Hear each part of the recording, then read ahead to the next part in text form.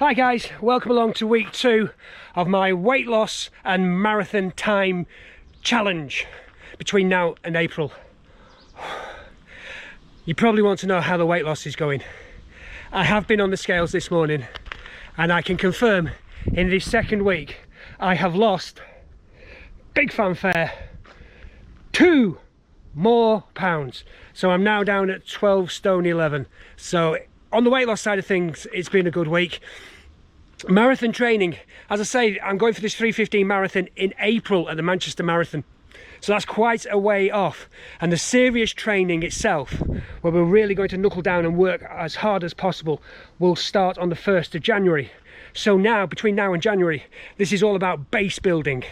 Building the habit of running and building that aerobic base. So when I get to actually starting a marathon program, I'm ahead of the curve, if you know what I mean. So in that final 16-week push, I shouldn't be overtraining. I should just be maintaining and building on what I've already got, because that is a big thing for marathon runners, especially new runners, inexperienced runners. You get into this mindset, you follow the plan, and you could actually be putting yourself in an overtraining mode, which is no good, because that overtraining leads to fatigue, which could eventually lead to an increased chance of getting injuries, and you do not want that on the lead up to a marathon. Your primary goal is to get to that start line fit, healthy and raring to go.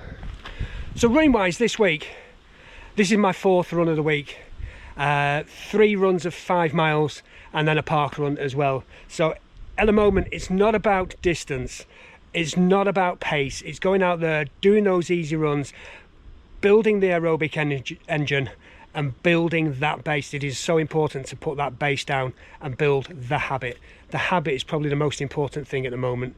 So the habit of running and the habit of eating whole foods as opposed to processed foods. Right, I'm going to go back home now and I'm going to nip into the studio and we will delve more into building habits and what is really bad about ultra processed foods. So we'll just get there in a second. So this is how real life plays out. I said to you just then that I'm going home to the studio to record the last bit of this video. Well, I did go home. Life gets in the way, things happen as always. It's real life, it's not a perfect influencer's world. So yeah, chaos when I got home. When I was looking to get this video out on Monday, but things get in the way like this. You find me here on Tuesday morning in Hyde Park in London. This is how life happens. Yeah, so my wife works for a publishing company and they decided to have a staff meeting this week and we found out last minute. So it was a case of rushing down to London on Monday and she's gone to the meeting and I'm here at a loss. So I'm recording this. I'm here exploring London. So currently in Hyde Park, then we're going to hit the running shops down on Oxford Street. Hello duckies!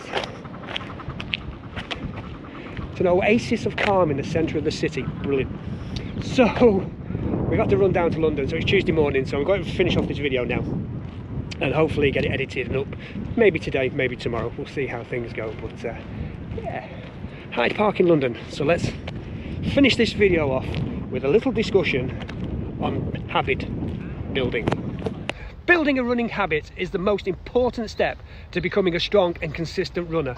Why? Because consistency is key. When you commit to running regularly, you allow your body to adapt, making each run feel smoother and more natural over time. The real benefit of running habit is the compounding effect. Small improvements add up.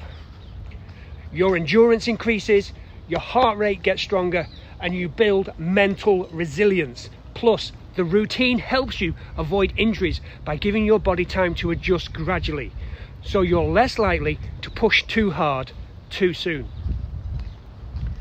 And as your habit grows, so do your rewards. You'll feel healthier, have more energy throughout the day, and experience the satisfaction of watching your progress unfold.